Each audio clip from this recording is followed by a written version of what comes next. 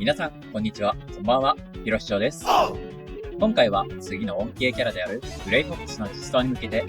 7つの SSR 恩恵武器の性能を確認、比較していこうと思います。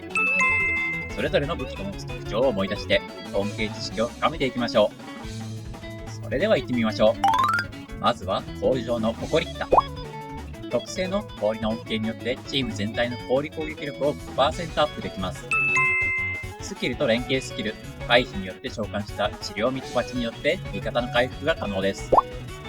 また、スキルまたは連携スキルによってダメージアップ 20%、治療ミツバチによってダメージアップ 15% を獲得できます。自身のポジションには2セットで回復効果アップ、4セットで回復時に回復対象の攻撃力をアップする効果があります。アバター特性は回復効果アップと恩恵武器のスキルまたは連携スキル発動時に味方の攻撃力を 15% アップする効果。ポジションとアバター特性は共にココリッタ以外の恩恵武器でも効果を発揮できるため、恩恵編成においては汎用性の高い効果となっています。まとめると、ココリッタ自体はスキルと連携スキル、回避による治療ミツバチでバフを付与するのが基本の動きとなります。ココリッタは味方に氷強行がいる場合には優先的に採用される傾向があります。続いて0。炎の恩恵によって味方の炎攻撃力を 5% アップします。0は連携スキルによって味方に3秒間の無敵を巻くことが可能で、これは限定武器を含めても0唯一の効果となっています。連携スキル使用時に5個のエナジーキューブが生成され、スキルを使用することでキューブを消費して最大で攻撃力の 1600% の HP シールドを周囲の味方に付与できます。また、消費したキューブの数に応じてダメージアップ効果を味方に付与できます。ポジションは2セットで連携発動時にシールドを獲得し、4セットでシールド中、自身と味方にダメージアップ 28% を付与する効果。アバター特性はスキルを使うことでアルケーのクールダウンを短縮する効果。他の恩恵のアバター特性と比べると独特な効果をしていますが、一部のギミックのある討伐などでは活躍の機会があります。ポジションは4セット効果が最強です。0は基本、危険な攻撃が来るタイミングで連携スキルで無敵を巻き、スキルクールダウンが明け次第、味方にシールドとダメージアップを付与していきます。エナジーを貯めたい場合はジャンプ攻撃を連打すると良いです。まとめると、0は即死級の攻撃を持った敵相手や炎強行のサポートのために採用されます。お次はネメシス。雷の恩恵によって味方の雷攻撃力が 5% アップします。ネメシスはスキル、連携スキル、回避によって味方を回復することが可能で、バフよりは回復に特化した性能となっています。スキル、連携スキルによって生成できる電極はその場に留まって周囲の味方を回復し、敵にダメージを与えます。ポジションは2セットで回復時に雷攻撃力をアップし、4セットで自身または電極を回復すると次の攻撃で追加ダメージが発生する効果。4セットは攻撃的な効果なので本気で使われることはあまりありませんが、2セットは味方を回復できれば武器は何でもいいので、雷強行と組む場合には採用を検討できます。アバター特性は電極生成時に周囲にダメージを与え、味方を回復する効果。ネメシス専用の効果となっており、ネメシス自体の採用が少ない現在は使われることが少ない特性となっています。まとめると、ネメシスは多様な回復効果で味方を継続的に回復したいとき、または雷強行がいるときに採用されることがあります。ただ、味方へのバフがないので、採用は見送られることが現状は多くなっています。4人目はエスター。物理恩恵で味方の物理攻撃力を 5% アップできます。恩恵時にはスキルによって切っ先という柱を3本まで立てることができ、この柱の間を汚れなき光が行き来するたびに周囲に回復とダメージを発生させます。任意の武器でスキルか連携スキルを発動すると味方に10秒間の最終ダメージアップを付与できるので、定期的にバフを更新しましょう。また、味方の体力が最大の状態で回復すると、最大 HP の 25% を上限とする HP シールドを付与できます。即死回復効果も備わっており、味方全員の体力を最大 HP の 15% 回復することで、敵にダメージを与え、このダメージを与える効果を5回発動することで、味方に即死回復効果を付与できます。つまるところエスターを編成に入れる場合、定期的にスキルでこちらを立て直しつつ、あとはひたすら味方を回復すれば OK です。ボリションは2セットで攻撃力アップと体力量に応じた回復アップ効果。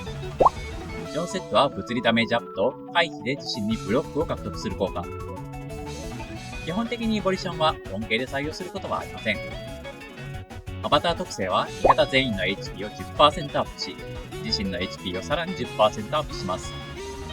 スキルを使うと自身が不屈または HP が 50% 以上なら味方に不屈を付与できます。HP アップも不屈付与も唯一無二の効果ですが、火力バフではないので採用シーンは減っています。まとめると、エスターは味方へ HP シールドと特殊回避を付与するために採用され、基本的にはスキルを使ったらシールドブレイク以外では他の武器で回復をすることが多いです。さあ、ここからは限定武器の解説に入っていきます。1本目はフィオナ。フ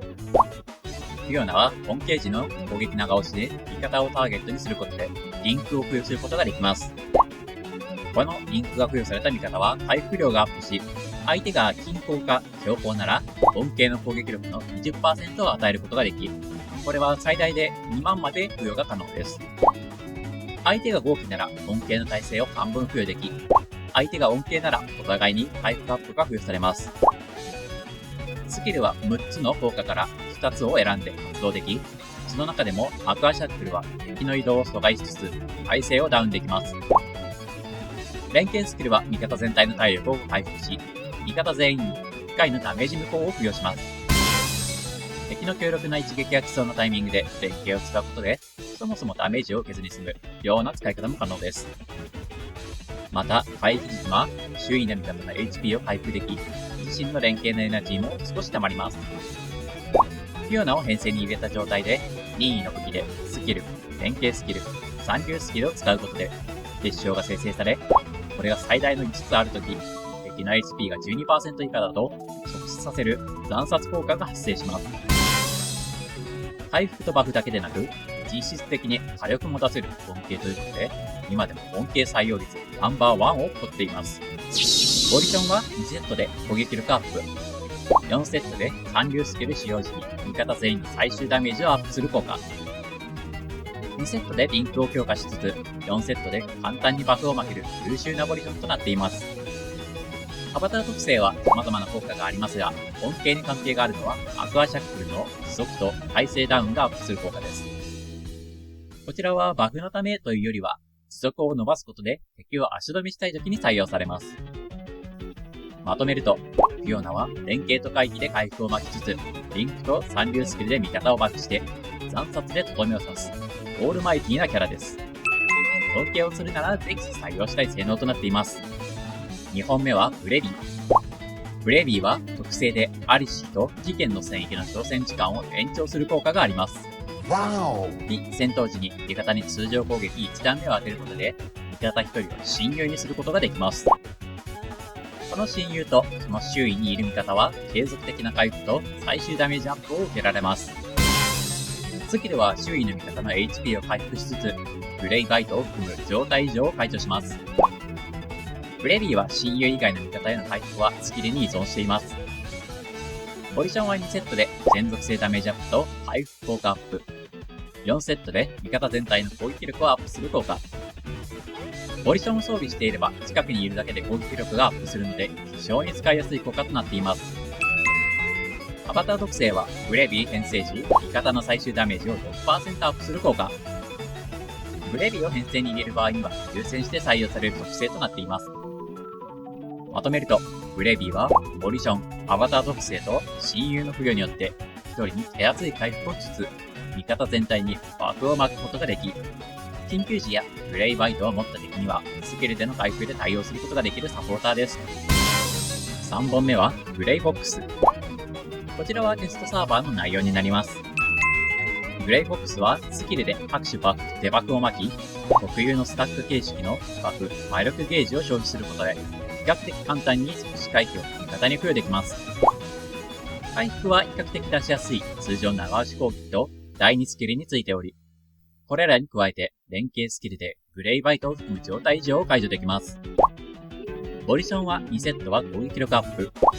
4セットは連携スキル発動で味方に配信率と配信ダメージアップのバフ効果。